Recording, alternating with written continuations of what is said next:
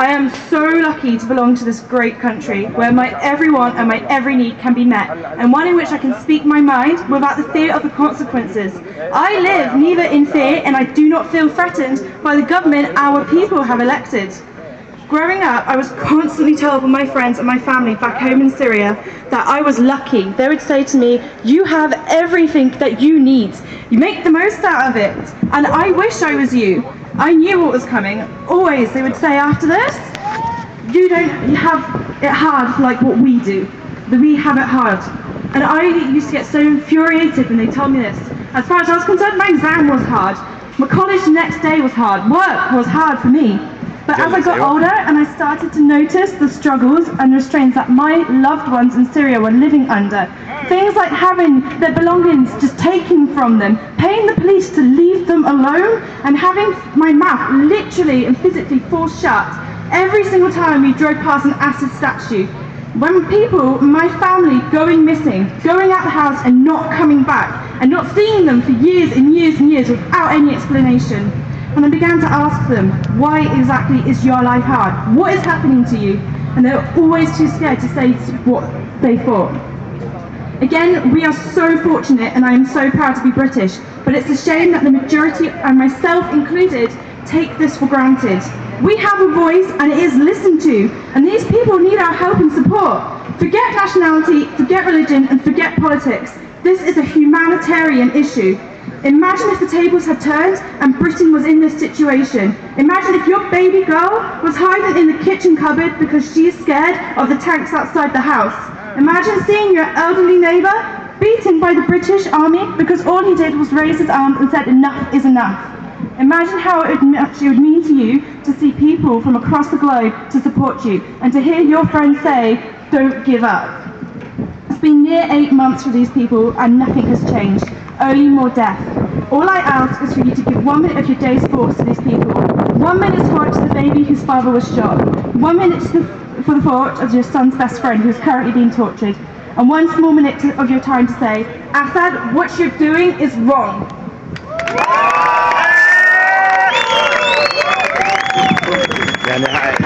زقف عم يزقف عمار. Assalamualaikum. My name is Razan Safour. Can you hear me? Yes. Upon finding out that I had to make a minute speech today about the revolution, I asked several of the youth inside Syria to tell me what message they wanted me to convey to the rest of you. The first person I asked said, "We are risking our lives every day. We've lost too many, too much, but we don't regret anything and we will never look back."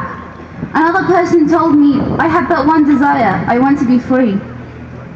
As a Syrian youth in Britain, I strive to reflect the voices of the youth on the streets of Syria.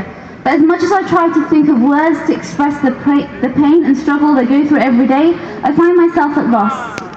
No words do them justice. Every day I speak to a guy in Hama who tells me about the way he risks his life protesting. Every day I speak to a guy in Damascus who relates to me the horrible experiences he went through in prison, and the way his mother stands between him and the door every time he wants to go out, afraid that she'll lose him again. Every day I speak to my relative in Homs who has lost half his friends, and he tells me that he's still waiting for his time to come.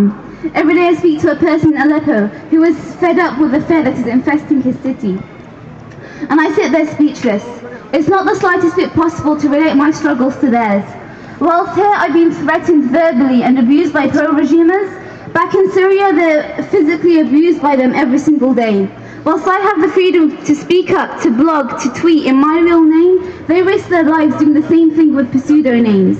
Whilst my parents encourage me to speak up, to stand here, voice my views, their parents silence them in fear that they will lose them. I am a Syrian who's never been to Syria, deprived of seeing my homeland since the day I was born for one reason, for having a father who demanded his freedom. My entire life has revolved around this one word. Everything I do is affected by it, and everything I can't do comes back to it. And now the people in Syria have finally risen up and have begun demanding their freedom again, but this time they're risking their lives doing so. The youth of Syria are sacrificing their lives for their country, for their parents, for me to witness a free day in Syria. And the least I can do is offer them my support and dedicate the rest of my life helping them. Okay. If I can just ask everyone to take a minute's silence and remember the 4,000 martyrs that have sacrificed their lives for our freedom.